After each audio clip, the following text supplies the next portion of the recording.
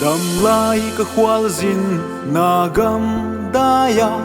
do ding atam puk thei na tam nang tel lawin zo kal swan ngam ke veng ban zal hon lenin to pa dam lai ka khwal zin na gam daya do ding atam puk thei na tam nang tel lawin zo kal swan ngam ke veng ban zal hon lenin to pa o nang tel lawin kal kha lel zong ma chang swan in pai ngam ke veng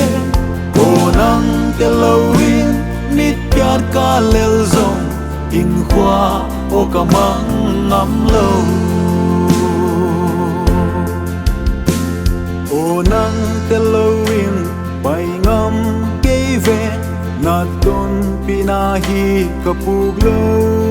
na to pa palenin nang in hon pin nang to lawin pu khaning nang tel lawin kal kha lel zong ma chang swan in pai ngam ke ve o nang tel lawin nit piat ka lel zong in khwa o kamang ngam lo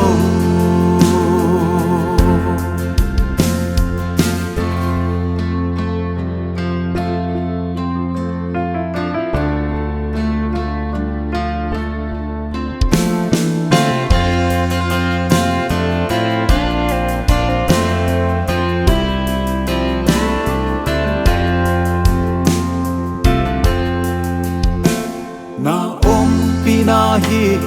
kahang sana na bang kahati kawal zo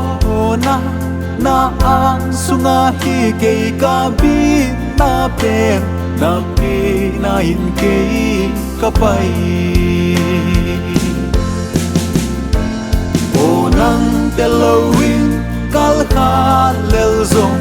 ma chang swan in pai ngam ke ve o nang tel lawin nit piat ka lel zong in khwa o kamang ngam lo o nang tel lawin pai ngam ke ve na ton pinahi kapug lo na to pa holenin nang in hon pin nang to lawin pu khanin o nang tel lawin kal khat lel zong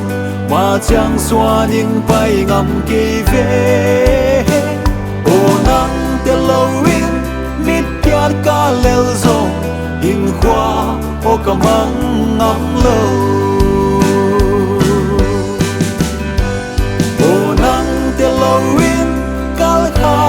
lel zong ma chang swan in pai ngam ke ve o nang tel lawin nit piat ka lel zong in khwa o kamang ngam lo